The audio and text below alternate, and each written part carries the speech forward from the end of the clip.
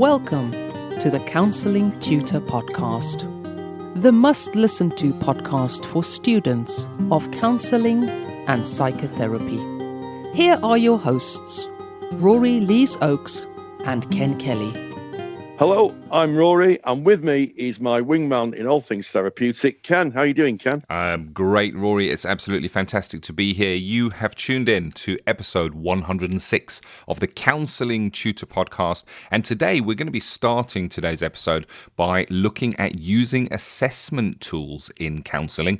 Practice matters, an exciting one today, and that's unethical behavior, Rory. Is that from us as counselors, or is that from a client? No, that's from us as counsellors. I'm going to speak a little bit about my experience of people being unethical and also the kind of complaints that ethical bodies receive where sanctions may be applied, sanctions being things that therapists have to do to make sure that their practice goes back to being ethical. So I'm going to be talking about the kind of things that we have to be aware of, which could be unethical behaviour. It's ideal for students because sometimes we don't know what we don't know, if that makes sense. Yeah, I think it's great for practicing counsellors as well, because the thing with something like that is when a sanction is levied or a complaint is levied, that it can come out of the blue. It can be so unexpected. So looking at this beforehand rather than at the time, really important. So that's Practice Matters, which we'll be looking at. And we're going to be closing episode 106 by looking at what level of training should you study at or should you study to. And again, those are questions, Rory, that come up again and again. Where did the questions come from that we're using today? Well, the questions came from our Facebook group. And if you don't know what our Facebook group is, if you type Counselling Tutor into our Facebook group, you'll find our closed group. Knock on the door, knock, we'll let you in. And there's nearly 25,000 other people in there who are enjoying and engaging with the world of counselling and psychotherapy. Students, as qualified practitioners, there's supervisors, there's tutors, there's myself and Ken, and it really is a big party. People asking questions, asking about their levels of training, asking about assignments, just generally talking about everything in the world of counselling and psychotherapy.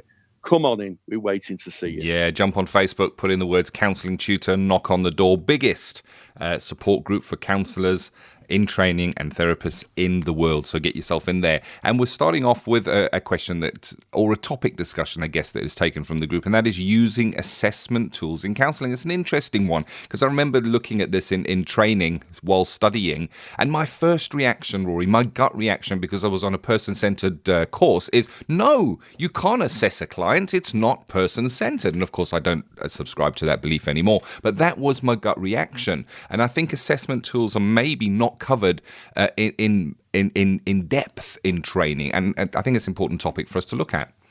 Yes, and when we talk about assessment tools, what we're talking about effectively is questionnaires. And what happens is that right at the beginning of therapy, clients given a questionnaire. There's different forms. I'm looking at something called GAD-7, general anxiety and depression would be the name for that. And effectively, what you do is you ask the client to tick between, in this particular assessment tool, between 0 and 3, 0 being no symptoms at all, and 3 nearly every day. And then what you do is you, through the questions, you add up a score.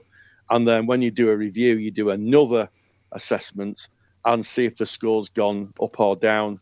And one of the reasons they're used is because a lot of placements now are funded, and of course all funding, if it comes from a UK taxpayer, has to be evidence-based.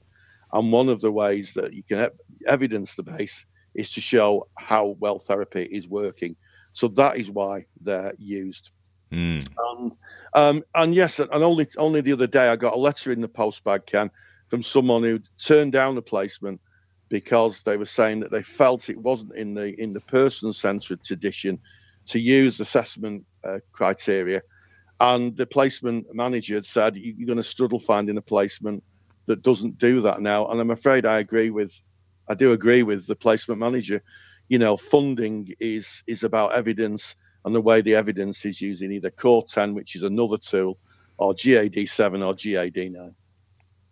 Yeah, 100%. And you're speaking about a process that takes place before the therapeutic relationship is deep. So this is done prior. It would be done at the same time as contracting. So if you're looking at person-centered theory, we need to remember that was a theory of its time. The principles are good today, and we use them in our therapy rooms, but things like don't ask directive questions, that would go to person-centered therapy where it doesn't fit the person-centered therapy model. However, in the assessment, the actual assessment is done prior to the therapeutic relationship deepening. It's like contracting. If you think about it, nothing could be more directive than a contract. I know you're making that with the client, but a contract in itself is not person-centered, yet we need to work within contracts. So I think that it does fit in, and it fits in well, and it evidences not just for the funding, but it can also evidence an outcome for the client themselves, because generally these questionnaires are pre and post. You'll fill it in before the therapy starts in the contracting phase,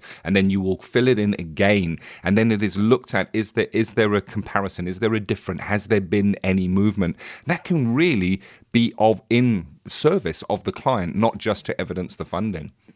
Absolutely. There are advantages and disadvantages to using assessment tools. One of the disadvantages is that they're very subjective. So you're asking somebody, how do you feel today? Is it 1? Is it 2? Is it 3? Is it 4? And sometimes clients may not. Am I a 2? Am I a 3? I'm not so sure. And of course, one of the big disadvantages is that you might do an assessment right at the beginning of therapy. You may do one maybe at the 6-week review, and they've gone backwards. So how do you transmit that to the client? When you came in, you're actually technically on paper feeling worse than when you came in. And I would suggest that may be something that's covered in the contract. The National Counselling Society on their webpage talk about, they're an ethical body, talk about being really honest with the client and saying, in therapy things may get a little worse or they get better. And right at the end, of course, as a final outcome, you can use that as evidence for the efficacy. I think that's the word, the efficacy of the therapy. And a lot of agencies use them now. It is part of the world that we live in. And while I applaud the person who wrote to me's principles about keeping the person-centered flame alight, I'm afraid that in 2019 in contemporary therapeutic services, that is just how the world works. It is, and I understand the point of saying no, this is not right, because I stood in that same camp early, just after training, and I even implemented using assessment tools in my private practice so that I could monitor and gauge how it was going for clients. And I hear that critique, and I think it's so important that we need to look at both sides of any argument. And I appreciate that critique, Rory, of where are the weaknesses, where can it maybe not do what it is built to do. And you're right. What happens if we are seeing a client that maybe looks like they're regressing, and again, in service of the client, we may be able to, it may point us in the direction of referral. Even in that pre-assessment, we may pick something up by asking those direct questions, even though they are on paper and the client is kind of reading them, they're filling that in, and it could highlight a need for referral for something that we may not even have considered, something that may only have come up later on in therapy. For example, suicidal thoughts. Have you had any suicidal thoughts? And this would be something that may be asked on one of those assessments. And it's interesting when we look back, we've recently done a podcast speaking about research, and research has been kind of a topic definitely on our Facebook page recently, with a lot of learners doing their research project that they need to do with their peers. And we spoke about qualitative and quantitative research and the differences between those. And quantitative research, very much just numbers. You got kind of numbers, scales from 1 to 5, and you're going to kind of work out an average. And it is a quantitative measuring tool, but you also get, and I guess that is a weakness, but you also get to bring in the qualitative side of that in therapy itself, because you're going to be asking the person where they are, and they're not marking that from 1 to 5. They're actually bringing their description of that. So just kind of linking that in there, Rory. But wow, yeah, I agree with you. Getting used to those tools, knowing how to use them, really important. Yeah, absolutely. And you know, there can be they can be manipulated. I spoke to someone who was worked for the NHS, and they were of course everybody's jobs on the line, and saying things like, well, you say it's a 6, but actually you said you felt much better last week. So they can be manipulated, and so they are useful, but they don't tell, as you say, they don't tell the whole story. They're virtually a snapshot, as all statistics are. The real evidence is in qualitative, where clients may fill in an outcome questionnaire with their own experience, and it's a mixture of both. But yeah, it's the modern world. So I applaud people who, as I said before, hold the person-centered flame up. I'm afraid that it's not the era that we live in. Yeah, I agree. And as we kind of leave this topic, maybe, Rory, an opportunity for a lecture for our Counselling Study Resource members on this, because it is practice related. It is like you say, it's 2019 right now as we make this podcast. It is something that is required in most agencies, in most placements. It may be something we can look at. So maybe something to look forward to there. I know we have already got some CSR resources on the assessment tools, but maybe something in the pipeline there. Yeah, absolutely. I think that how to use them, I think, is the critical thing. Having the assessment tool is one thing. Knowing how to use it and how questions to ask and when to use it, that is a whole different thing. I agree, and that's why I kind of brought that up, because I know that it's a piece of paper where someone is maybe marking themselves from a 1 to a 5 or whatever that may be, but it can be put across in a person-centered way. So yeah, okay, moving away from the assessment tools, practice matters now, where we kind of look at what happens in practice, and we're speaking about unethical behavior, and I guess we can find ourselves in hot water without really knowing it. One of the surprises for me when I did my supervision training was how most unethical behavior is kind of a gray area, and you can find yourself acting unethically without purposely doing so. It doesn't have to be the biggies, it doesn't have to be the obvious ones like breaking confidentiality. It can be something that is said, done in therapy or outside of therapy that you didn't fully realize was unethical, and you can find yourself in a difficult situation. You can. I mean, I can give you an example of very unethical behaviour. A long time ago, when I just qualified and I just started teaching, I bumped into someone, and he was kind of making light of the fact that he'd been with a client who he said was a bit boring, and he'd fallen asleep. He'd fallen. I know you can't see this on the podcast, but Ken's kind of wincing. I think I'm wincing. There's the visual. There's the description. He'd fallen asleep, and when he woke up, the clients had gone. Sorry, I don't laugh. I think it might be out of shock. Wow, that's like a bad skit. It is. That's like the skit of therapy that you might see on a comedy show. Whoa. Okay, that is very clearly unethical. Yeah. I'm looking forward to this. So let's pick up with unethical behaviour in practice matters with Rory after this short message. Take the stress out of your counselling studies and get the support of Rory and I by joining us in the Counselling Study Resource. See how Counselling Study Resource can help you. Visit counsellingtutor.com. That's counsellingtutor.com. I often get asked, what is unethical behaviour? And I know that some awarding bodies ask specifically for what actions could clients bring against the therapist and for what reason. So what I'm going to do today in this podcast is I'm going to go through some of the most common areas of complaints and what could be viewed as unethical behaviour. Counselling is, by its very nature, requires both sensitivity and a clear understanding of right and wrong. counsellors agree to abide by a code of practice if they're a member of an ethical body, which I believe all counsellors should be a member of an ethical body. And I know there's some people who take a principled view on that, but that's where I stand. I think people should join an ethical body purely because it means there's a complaints procedure in process. If something goes wrong, a client can make a complaint and there can be some form of arbitration. Also, there's ethical frameworks. They're written and authored by ethical bodies, such as the British Association for Counselling and Psychotherapy, the BACP, the National Counselling Society, also known as the NCS, and the United Kingdom Council for Psychotherapy, also known as the UKCP. So what are some of the most common and maybe not so common complaints levied against counsellors and psychotherapists? Well, perhaps the biggest, and I've alluded to this in other podcasts, is endings. There's been a lot of reported complaints upheld, certainly in ethical bodies' periodicals, about practitioners finishing clients without any kind of ending at all. Clients turning up to see the therapist only to be told, well, therapy's ended.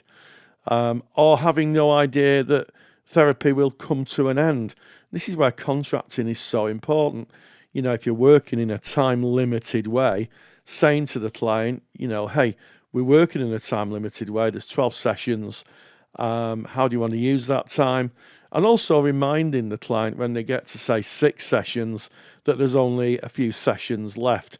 And also counting down. In my practice, as we're coming to the end, I will count down the sessions and say, I realise that there's 2 sessions left, just to make the client aware so there's no surprises or clients feel abandoned at the end of their therapy. It's really good practice. With open-ended therapy, it's also good practice to talk about how long the client may want to come and what they want to get from therapy, just as an idea so that therapy doesn't drift on forever, allowing the client to have the autonomy to say, well, I think I've got what I needed now. So endings is the biggest complaint. What other areas of unethical behaviour are there? Well, breaches of confidentiality, sharing clients' information without their consent. And I have to say this is especially prevalent on social media, where some therapists think it's just fine to ask about a client's presentations or ask for advice on Facebook pages. I always thought that if I've got any difficulties or need some insight with clients, I go to my supervisor because my supervisor's got more experience than me. She has a greater insight. She may be able to see things that I can't see. That's why supervision is such a consultative and collaborative process. That's why it's so wonderful. Yet people post on Facebook pages. I see it all the time on Facebook pages where counsellors reside. I have this client, and then they list the presentation and they list what's going on for them. And it doesn't take too much of a stretch for either the client to see that, because sometimes clients will follow their therapist, certainly if they can find them. So that's something to have a think about. And also, it may be that some friend of the therapist sees this and says, I know, some friend of the client sees this and says, I know who this client is. You know, so sharing and asking for advice on social media, why would anybody ask, 10,000 random people for clinical advice? You could be dealing with anybody. So I think that's breach of confidentiality. And I think personally it's unethical. If you need professional collaboration, by all means speak with another therapist or your supervisor, but I would avoid Facebook pages. That's my personal views. Being nosy is another one. I started counselling long before we had Facebook and social media and any way of connecting ourselves together, even before YouTube. So it's quite a new thing, social media, in our world. And it's surprising how many therapists look their clients up on Facebook or Twitter or social media. Now, the thing is that with some social media, you can do that with anonymity. In other words, if you look up someone on Facebook, as far as I know, and don't quote me on this, No one would ever know you were looking. However, some social media networks, such as LinkedIn, which is a professional network, will alert you if somebody is looking at your profile. And I know of a few therapists who've been caught out this way. They've been looking at their clients' profiles, and the client said, "Why were you looking at my profile?" Because it's not a small jump, is it, to think, well, if they're looking at my LinkedIn profile, are they looking at other things about me? And again, complaints have been raised and upheld because people have been, quite frankly, nosy. The client has a right to be anonymous. And in fact, I was talking to another professional in another profession, and this particular person was laughing, saying that she regularly looked up her clients on Facebook. And I said, in my profession, if someone found that out, you would be in a lot of trouble. And she had no conception at all. She wasn't a therapist. She was in a different profession. But she had no conception at all of the fact that looking up a client's, or in her case, a patient's details was intrusive. It is intrusive. We should leave our clients at the door. They go off into their own lives, and we should let them be. We shouldn't be looking at them or finding what they're doing or searching for them. In my view, it's unethical. Dual relationships. Therapists who know the client in a different capacity, maybe a work colleague, and counsel them as well. Many years ago, I had a conversation with someone who wanted to do a diploma in counselling, and they said, "I've got a placement." I said, "Oh, very good. You've been very proactive." And she said, "Yeah. She said, I work in the HR department."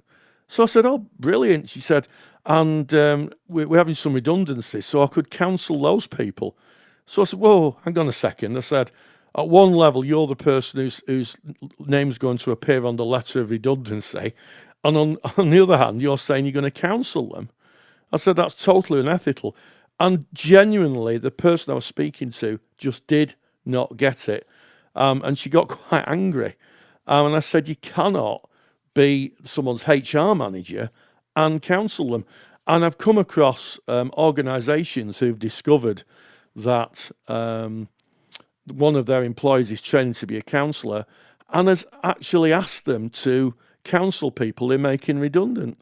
Totally unethical and totally wrong. And of course, it puts a lot of pressure on people who are employed, because they've got to say to the employer, "Well, I can't do that." What else? Well, having a romantic or sexual relationship with a client, or contacting them between sessions without having a good reason. I was recently on a training program with a colleague who wasn't a therapist. He came from a related profession, and he was telling me that he'd had some difficulties in his life. He went to see a psychotherapist, and she made a big point of saying to him, "I don't have sexual relationships with my clients," which I thought was a bit of an odd thing to say to a client. It's not the sort of thing I would say, and I really don't know anybody else who would say that. But she made a point of saying that, and then on the third appointment, asked him for his phone number and wondered if he'd like to go out for a drink. At which point he told her that he didn't think that was a good idea and found himself another psychotherapist. So yeah, that kind of thing happens. I know that's happened on a couple of occasions with people I know about, not anybody I know personally, but people I know about. And also contacting clients between sessions for no good reasons. Recently I was unwell and I had to contact some of my clients and apologise and say I couldn't make appointments. And I think that was an ethical thing to do and the correct thing to do, because I couldn't make the appointments, and it was contracted. It's in my contract that I can contact my clients in between sessions if there's, for want of a better word, an emergency. But there have been therapists who've just phoned their clients up out of the blue or emailed them for no good reason. And again, this is an area where therapists can find themselves in quite deep water and complaints are upheld. One of the other areas that really concerns me is working beyond levels of competence. Advertising or working with presentations which are beyond the scope of training or competence.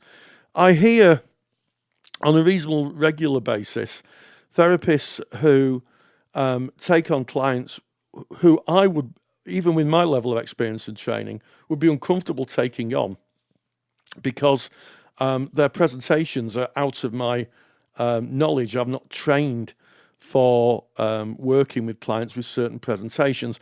An example of that is I wouldn't take on a client who had alcohol or drug dependency, where that was their prime difficulty. That is a specialist form of counselling that needs to be undertaken by someone who's trained in that area.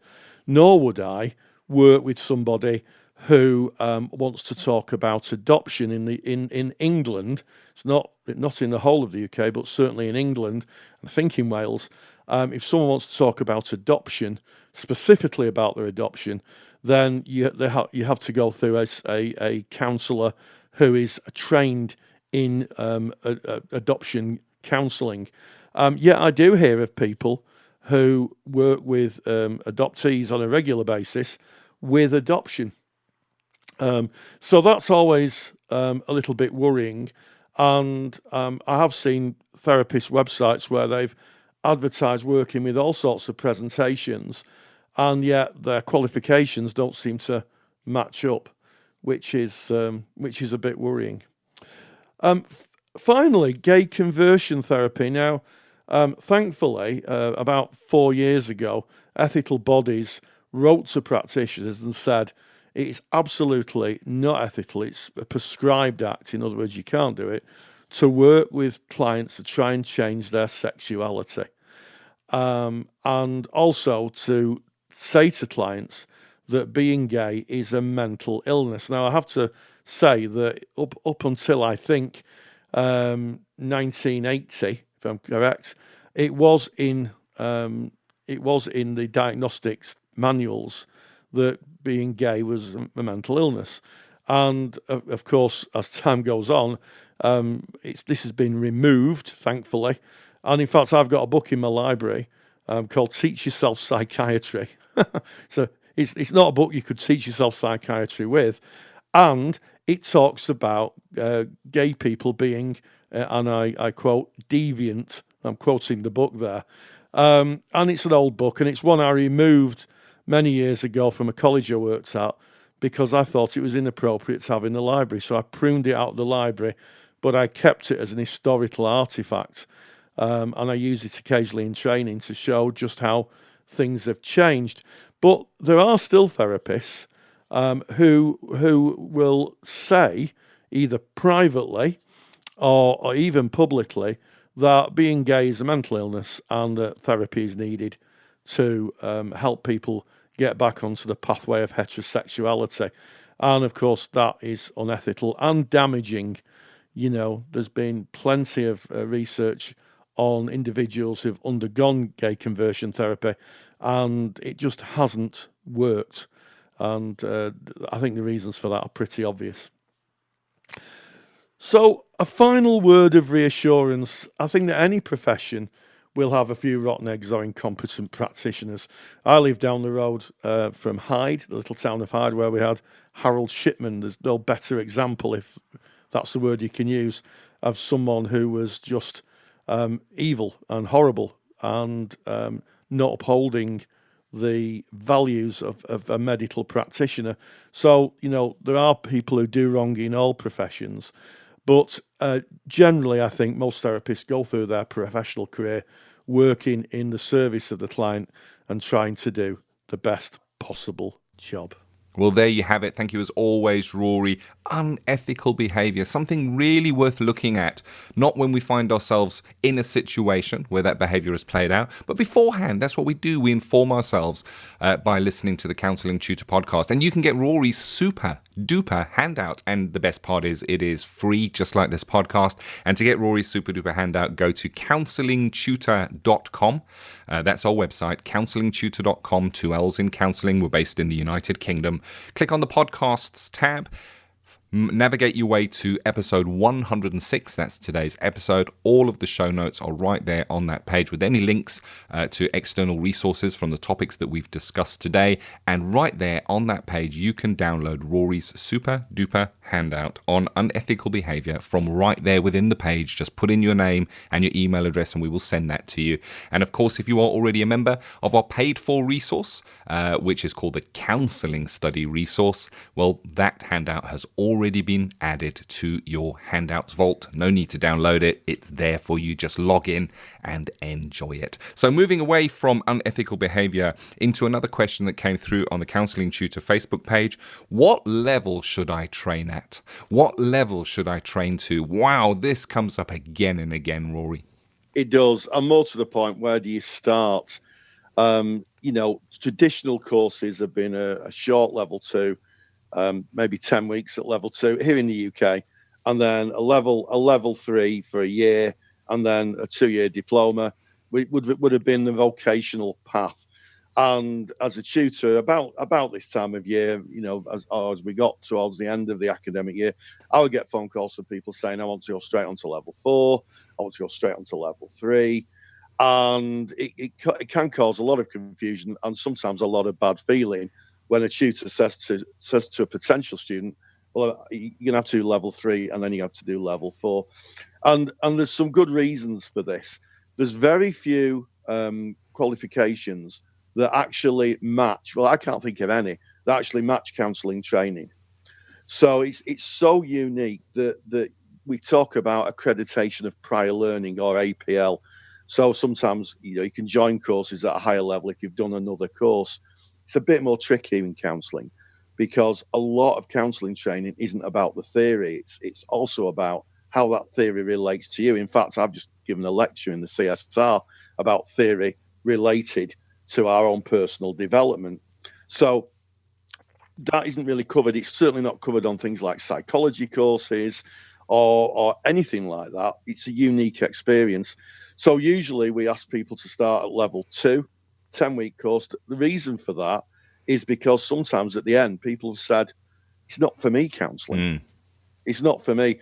And it's really unfair if you start people at a level 3 course and then halfway through they go, it's not for me.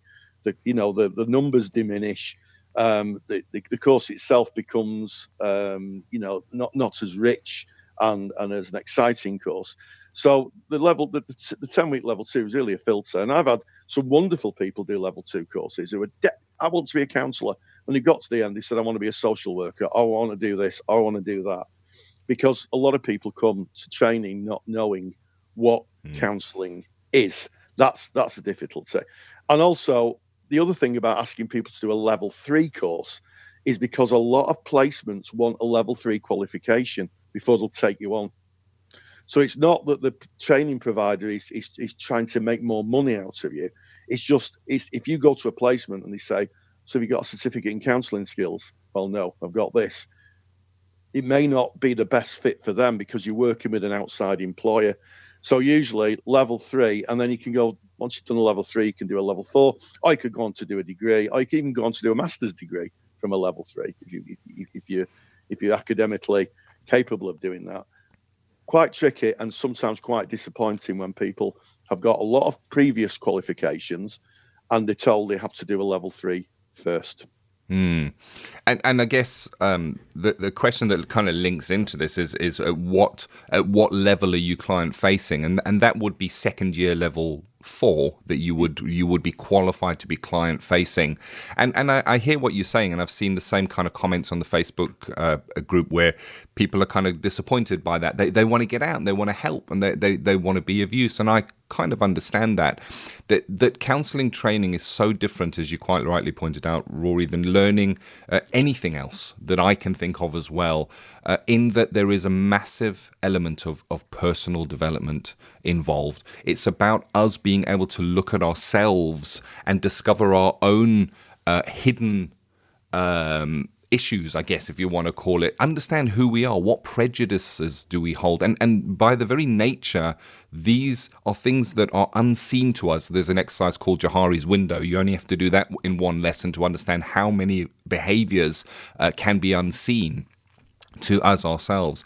And by seeing new parts of ourselves, by working in personal development groups, getting feedback from peers, from tutors, having our practice watched and looked at when we do simulated skills sessions, that's where we grow. And that's why counseling is ineffective online. You can learn the theory, you can say all 19 of Carl Rogers' propositions word for word. It does not a counsellor make. It is so much more than that. It's not just the theory element of it. And you quite rightly said, Rory, personal development, that's something that we write about at assignment level to be able to get through. And it takes time. Personal development is not something you can read in a book and go, I get it now. It's something that has to grow. It's something we have to experience and go through it. And that is why counselling training is long. And the thoughts are that it should be longer by many. In many countries it is longer, a lot longer, and a lot more rigorous.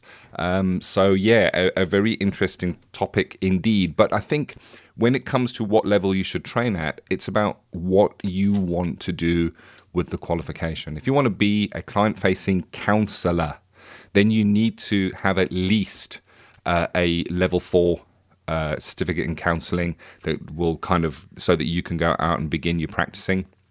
But if you have a level 3, there are so many other doors that open for you. You can do any kind of job where listening skills are required, where you're not counselling, but the skills and the theory that you've learnt will stand you in very, very good stead. And even a level 2 introduction to counselling can be really, really useful if you, say, work with people on an ongoing basis and you just want to have those listening skills in place and have an understanding of how people psyche works and some of the base theories. Yeah, absolutely. I've taught some fantastic learners on level 3 courses who've gone on to use counselling skills in a variety of work, police service. I taught a radiologist, someone who did x-rays on people. At the time, I don't know if it's called x-rays now, but she was a radiologist. I've taught people who worked in victim support. I've taught people who've worked as teachers.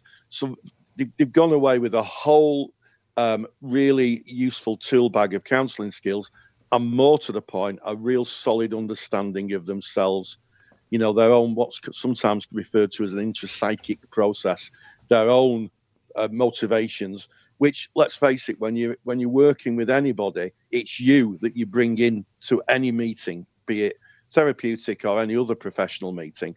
And if you're not sure of yourself, boy, will that show. And that's what the level 3 course is really good at doing, helping people understand themselves.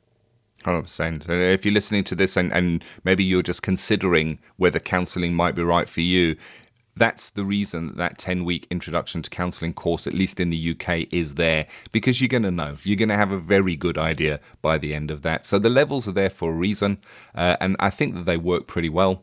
We'll see how that goes. There's talk of that changing as we go into the future, but more news on that when it comes. You'll always get the most up-to-date news right here on the Counselling Tutor Podcast. That was episode 106, Rory, of the Counselling Tutor Podcast. Kicked off looking at using assessment tools in counselling. Practice matters, a real good one today, looking at that unethical behaviour, and of course ending off with what level should I study at, or should I study to? Yeah, what a great episode. And hey, stay grounded and stay safe. Take the stress out of your counselling studies and get the support of Rory and I by joining us in the Counselling Study Resource. Counselling Study Resource, or CSR for short, is the world's most comprehensive assignment guidance and study support resource for students just like you of counselling and psychotherapy. See how Counselling Study Resource can help you. Visit counsellingtutor.com. That's counsellingtutor.com. Thank you for listening to the Counselling Tutor Podcast. Find the show notes for this episode on our website at www.counsellingtutor.com.